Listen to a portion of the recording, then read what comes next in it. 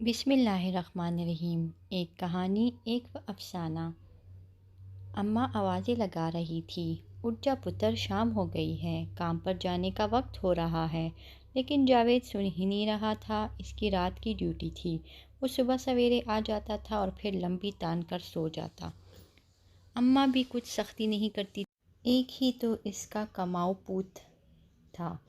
باپ کو مرے ہوئے ایک عرصہ ہو چکا تھا، جو صرف ایک گھر ہی چھوڑ کر گیا تھا۔ جاوید کی دو بہنیں تھیں جو اپنے مستقبل کے سنہرے سپنے سجائے گھر بیٹھی تھیں۔ ان کا گھر گلی کے کونے پر واقع تھا۔ ایک دروازہ گلی میں تھا اور دوسرا سڑک کے کنارے لگتا تھا۔ یہ دوسرا دروازہ اکثر بند رہتا۔ کرن اور شفق اپنی اماں کا گھر کے کاموں میں ہاتھ بٹاتی اور پھر اپنے اپنے موبائل کے ساتھ چپک جاتی۔ اماں نے کبھی جاوید سے پوچھا نہیں تھا کہ وہ کیا کام کرتا ہے۔ وہ مطمئن تھی کہ جب وہ صبح کو آتا تو کچھ نہ کچھ خرچہ لے کر آتا، کبھی زیادہ اور کبھی کم۔ ایک بار جاوید نے اسے بتایا تھا،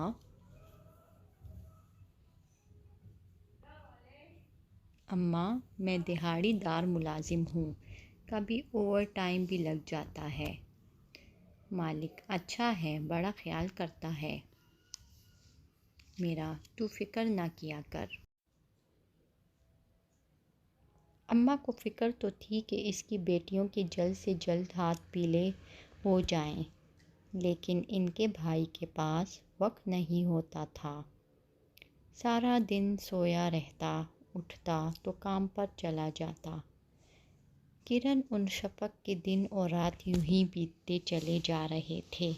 دونوں میٹرک کر کے گھر بیٹھی تھیں۔ ان کی ایک ہی سہیلی تھی، موبائل، جس کے ساتھ وہ فارغ وقت میں بیٹھی دل کی باتیں کیا کرتی۔ اماں مطمئن تھی کہ لڑکیاں گھر میں ہی ہوتی ہیں، نہ کہیں آنا تھا نہ جانا تھا۔ رشتہ داروں نے باپ کے مرنے کے بعد ویسے ہی منہ موڑ لیا تھا۔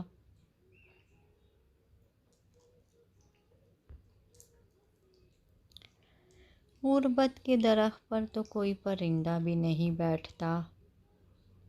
شروع میں ان سب نے بہت تنہائی محسوس کی تھی، لیکن پھر قسمت کا لکھا سمجھ کر قبول کر کے بیٹھ گئے۔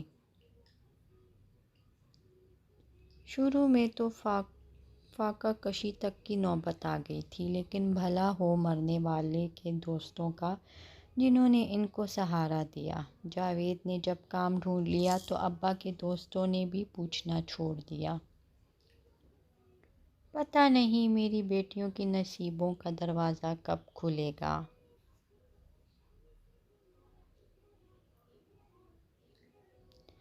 اماں کو یہی فکر کھائے جاتی تھی۔ کرن اور شفق کی سہیلیاں ان کے لیے کافی تھیں۔ وہ اپنی بوڑھی ماں کو وقت دینا پسند ہی نہیں کرتی تھیں۔ جو باتیں ان کی سہیلیاں کیا کرتی وہ اتنی رنگین ہوتی کہ وہ اپنی اماں سے بے نیاز ہو جایا کرتی تھیں۔ اماں اکیلے میں خود ہی سے باتیں کرتی رہتی اور رات ہوتے ہی گھٹنوں کے درد کی دوا کھا کر نیند کی وادی میں اتر جایا کرتی۔ جاوید کام پر چلا جاتا اور کرن اور شفق کی راتیں جگمگا اٹھتی۔ آج کل ماؤں کی چار آنکھیں بھی اپنی اولاد کی دیکھ بھال کرنے کے لیے ناکافی ہیں۔ کرن اور شفق کی امی تو اپنی دو آنکھیں بھی بند کر لیا کرتی تھی۔ جاوید جیسے ہی اپنے گھر کی دہلیز عبور کرتا تو وہ جیدہ بن جاتا، جیدہ اور داتیا۔ شروع میں وہ اکیلا ہی لوٹ مار کیا کرتا تھا، لیکن بعد میں اس کے ساتھ شیدہ اور نجا بھی شامل ہو گئے تھے۔ اب جیدے کا کام آسان ہو گیا تھا۔ کبھی کبھی وہ اپنا شکار کو مزاحمت پر ٹھکانے بھی لگا دیا کرتے تھے۔ جب کبھی اکتا جاتے تو حسن کے بازار کا رخ کر لیتے۔ ان کا تازہ شکار ایک میاں بیوی تھے جو اپنی بیٹی کے جہیز کی خریداری کے لیے موٹر سائیکل پر سوار ہو کر بازار جا رہے تھے۔ ان کی 3 بیٹیاں تھیں اور ابھی پہلی بیٹی کی شادی تھی۔ وہ ان وارداتوں میں ہتے چڑھ گئے تھے۔ یہ تینوں ایک ہی موٹر سائیکل پر سوار تھے جن کی نمبر پلیٹ اتری ہوئی تھی۔ انہوں نے اس میاں بیوی کی موٹر سائیکل کے آگے اپنی بائیک اچانک روکی اور جیدے نے پستول نکال کر میاں کی کن پٹی پر رکھ دیا۔ شیدے نے اس کی بیوی کو دبوچ رکھا تھا۔ آواز نکالو اور پھر دیکھو اس کا کیا حشر ہوتا ہے۔ شیدے نے اس کے شوہر کی طرف اشارہ کرتے ہوئے عورت سے کہا، وہ غرایا، نکالو جو کچھ بھی ہے۔ شوہر کے سامنے اس کی بیٹی آ کر کھڑی ہو گئی۔ وہ گھر میں بیٹھی آس لگائے اپنے بابا اور ماما کا انتظار کر رہی ہوگی۔ وہ کیسے اپنی حلال کی کمائی ان درندوں کے حوالے کر دیتا۔ 1-2 گاڑیاں قریب سے گزری۔ کون اپنی زندگی داؤ پر لگاتا ہے؟ وقت گزر رہا تھا اور حرام خور جلدی میں تھے۔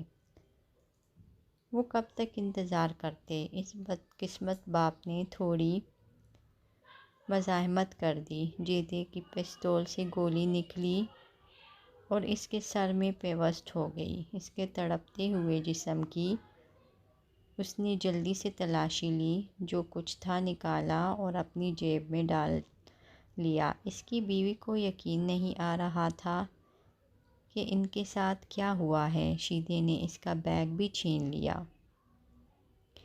عورت نے کوئی مزاحمت نہیں کی۔ ایک اور کامیاب واردات کے بعد وہ سب وہاں سے فرار ہو گئے۔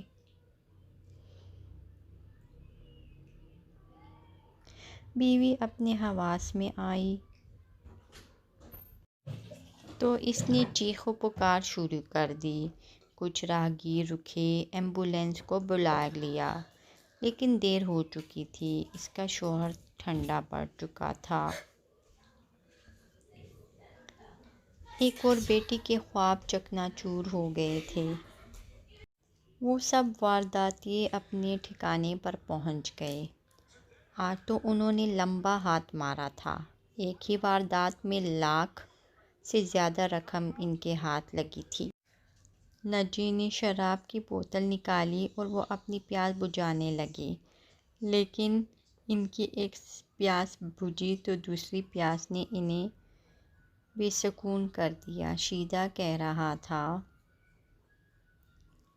چل استاد مجرا دیکھنے چلیں۔ جیدہ بولا، آج بازار نہیں جانا یار، آج گھر والا ماحول ہونا چاہیے۔ فون کر اس دلال کو، کیا نام ہے اس کا؟ ہاں کمالے کو، آج ذرا اور ذائقہ چکھتے ہیں۔ جیدے، انہوں نے کہکا لگایا۔ استاد بوتل ساتھ لے کر جانی ہے؟ ابھی نہیں، راستے میں سے کوئی روسٹ شوسٹ پکڑ لیں گے، اپنی بھوک بھی تو مٹانی ہے۔ انہوں نے ایک اور کہکا لگایا۔ ان کی سوچنے سمجھنے کی صلاحیتیں مفلوج ہو چکی تھیں۔ جب انسان برائی کے راستے پر چلنا شروع کرتا ہے تو اس کا ضمیر اسے ملامت کرتا ہے، اسے یاد دلاتا ہے کہ تم انسان ہو اور انسان ہی رہو، شیطان کے راستے پر کیوں چلتے ہو؟ جو خوش قسمت ہوتے ہیں وہ اپنے ضمیر کی آواز پر لبیک کرتے ہیں اور ان کے لیے توبہ کا دروازہ کھل جاتا ہے، اور جو بد نصیب اپنا ضمیر کا گلا دبا کر اس کی آواز کو خاموش کر دیتے ہیں، وہ بے حس ہو کر اپنے لیے دنیا میں بھی جہنم کا دروازہ کھول دیا کرتے ہیں۔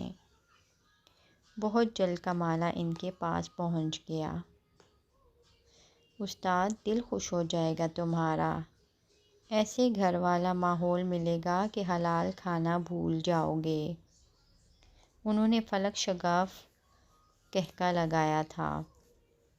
ادھر مرنے والے کے گھر میں اس کی بیٹیاں گمسم بیٹھی آسمان کو تکے جا رہی تھیں۔ ان پر قیامت ٹوٹ پڑی تھی۔ وہ جیتے جی قبر میں اتار دی گئی تھی۔ ان کے نصیبوں کا دروازہ بند کر دیا گیا تھا۔ کمالہ ان کو لے کر چل دیا۔ ابھی رات جوان تھی، وہ تینوں آنے والے لمحات سے بہت ہی لطف اندوز ہونا شروع ہو گئے تھے۔ راستے میں سے انہوں نے اپنے لیے کھانا لیا اور آخر کار اپنی منزل پر پہنچ گئے۔ ابھی تک شراب کا خمار ان پر چھایا ہوا تھا۔ کمالے نے گاڑی روکی، جیدے نے اپنی آنکھیں مسلی۔ اس نے ماحول کا جائزہ لینا شروع کر دیا۔ پھر جیدے نے دیکھا کہ کمالہ ان کے اپنے گھر کے دوسرے دروازے پر دستک دے رہا تھا۔